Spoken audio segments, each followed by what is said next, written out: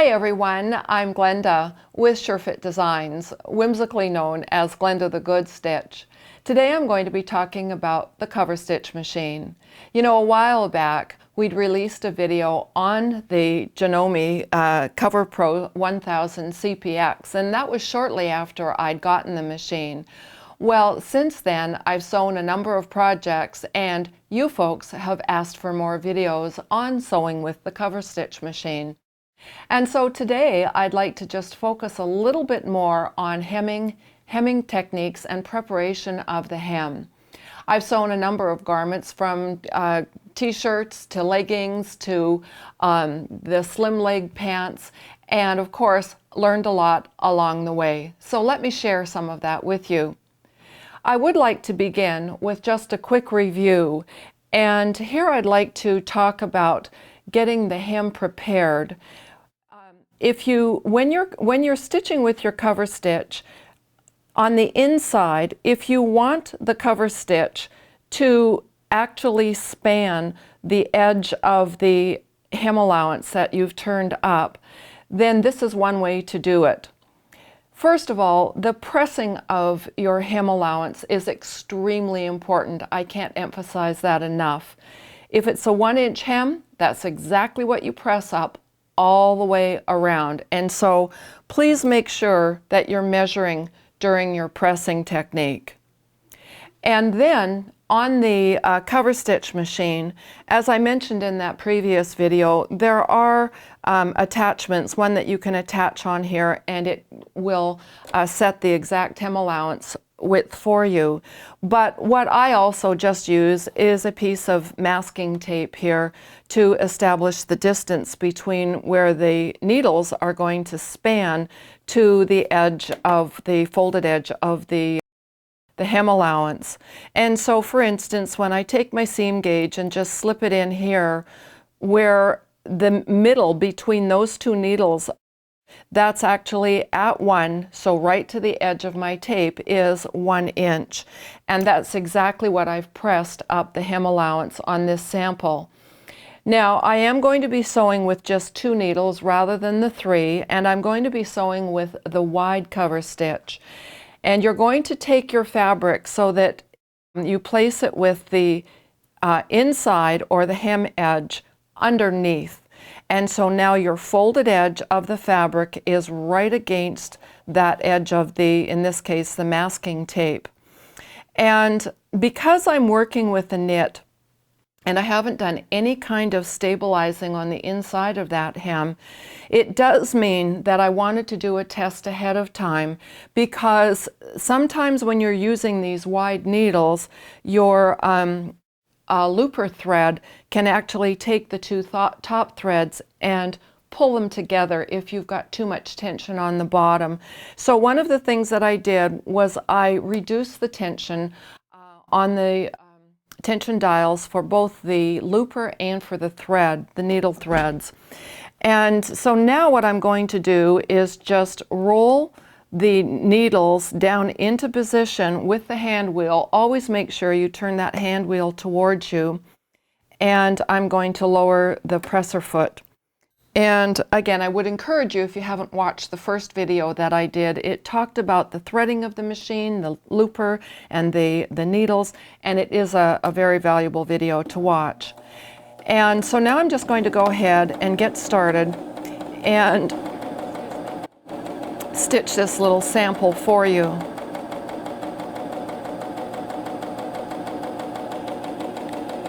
And when I come to the end, I'm going to just roll the last couple of stitches, and then it's really important when releasing the tension and getting your fabric out of position is that you raise the needles into the highest, most position that they will go.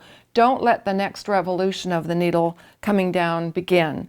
And then what you want to do is lift the presser foot up, and then what you will do is take one of these two little tools. You all have little tweezers that came with your sergers or your cover stitch machine, and I like this one that looks like a dental hook as well, because what we're going to do now is just take your thumb and lift up the front of the foot, grab the two top threads and pull them towards you, and then nip the threads like this, and then raise that presser foot up just a little bit more. And that's one of the reasons why I love this Janome, is because it allows you, you'll see this, it just lifts that presser foot up on that one little last step, which really releases the tension between the looper and the upper threads. And then you do a quick tug to the back and off to the side, and these two threads that are already clipped are your top threads, and this is your looper thread. And then I'm going to just clip that. And in doing that little process, what that did is it pulled your top threads to the underside and completely locked them. So now this will not run. And the end that you started on, it also will not run because it locks right at the very beginning. And you can see that that lays down nice and flat, and so it made a really nice hem. And when we take a look at the inside, it also just covered that raw edge of the fabric really nice and neatly, and so everything is nicely enclosed. So let's move on now to talking about like a real project. And this is a pair of leggings that I made, and this particular pair of leggings does not have the side seam. It only has one inseam. And I bring that up because I want to talk about stitching that side seam first of all. But the other thing that you're going to notice is how narrow this opening is for your ankle. And that happens, of course, with leggings. And one of the things that I showed you in the first cover stitch video was how to remove this piece from the machine and actually use this as a free arm and roll a circular hem around there. But even with that, in doing that, this opening is way too narrow to actually accomplish that effectively. So what you need to do is you need to stitch your hem in the flat stage first of all, and then the very last step that you would do is to put the right sides of your fabric together like this, and then make sure that the hem allowance is absolutely identical and even from one side to the other, and then you are going to serge that inseam closed. And I do know that it means that your hem allowance is not incorporated into that the final appearance, but it is definitely an alternative, and it looks really nice when it's finished. Now, as I go on and show you this sample, we're just going to pretend that this is a pair of leggings or a pair of slimline pants where this is the side seam and it's been sewn first of all. And then, because this whole circumference would be too small to do as a finished circle, you would sew the side seam first and then do the hem, and then sew the hem. Now, what I've done here is a little technique where I actually have basted the hem allowance in place. Now, why would you do that when I just showed you how nicely this worked? Well, because sometimes when you're working with knits, some knits curl, and they're not going to lay as nice and flat as what that first sample did. And so you can see that I've put in a line of basting, and I've done that with a bright pink thread so that that will make it easy to pick out. So if you do have a curly knit, remember basting first of all.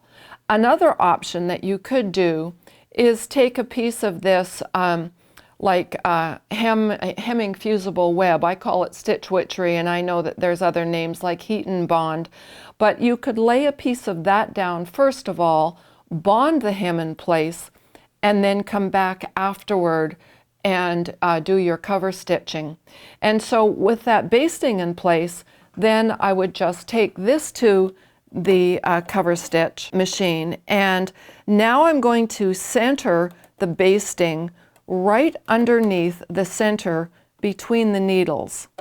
So it'll look like this. So now both my needles are spanning the basting that I just did. And now I will take the cover stitch all the way across.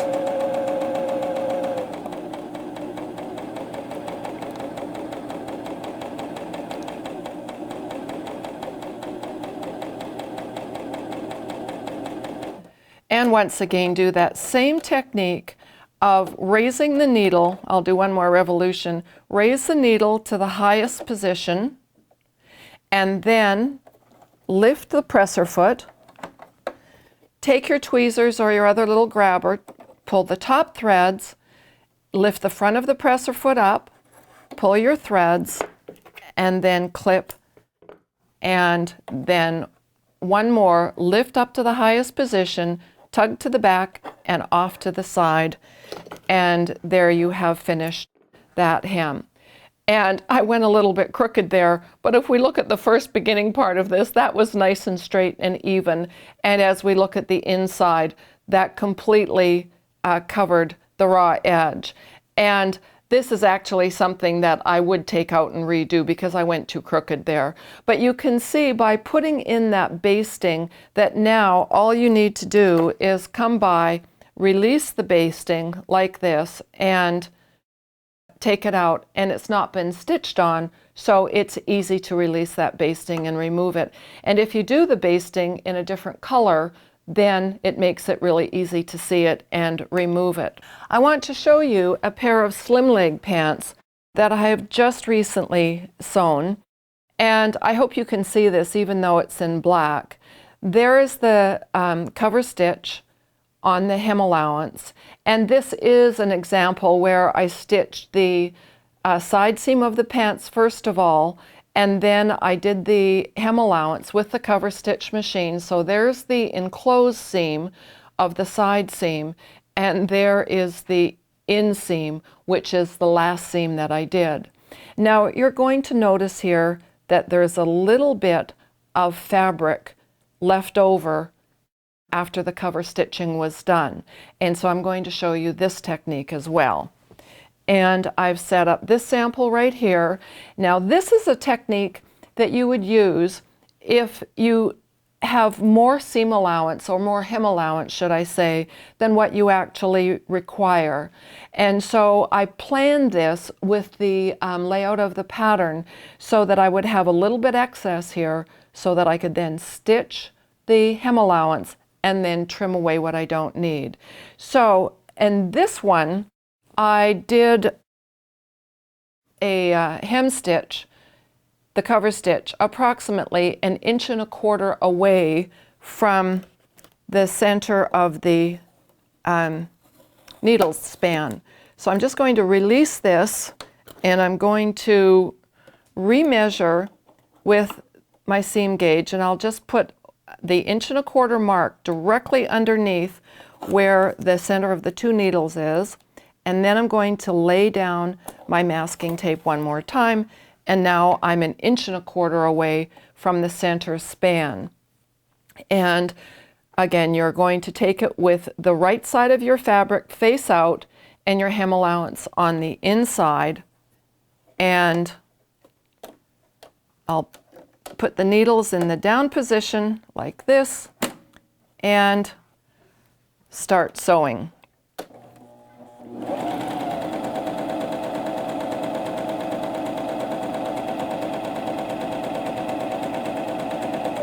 And one last removal here, raise the presser foot and grab those two top threads, lift the face or the front of the toe of the presser foot, pull forward, snip, and then lift it one more time, tug to the back and out to the side, and release. So now what you've got is a nice flat hem, and you have this little bit of fabric left on the inside. And so if this is easier for you to do this process, please feel free to, because then what we're going to do is come in with your shears and you're going to trim as close as you can to the stitching that you just made.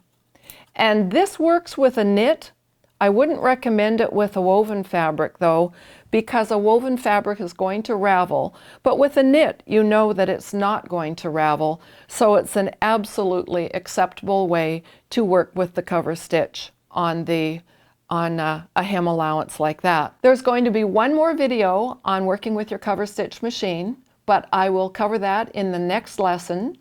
And I would invite you to join the SureFit Designs community. If you've enjoyed this video, joining the community is really easy to do. Number one, please like this video within YouTube, and if you haven't already, subscribe to my YouTube channel, and make sure you do sign up for the SureFit Designs newsletter. You know, when you do, there's a number of getting started gifts. And the third thing is, we now have a Facebook group page, and it is a closed group now, but you're invited to join. And then once you get in the group, we share all kinds of topics about fitting, sewing, and designing with SureFit Designs. I invite you to join us.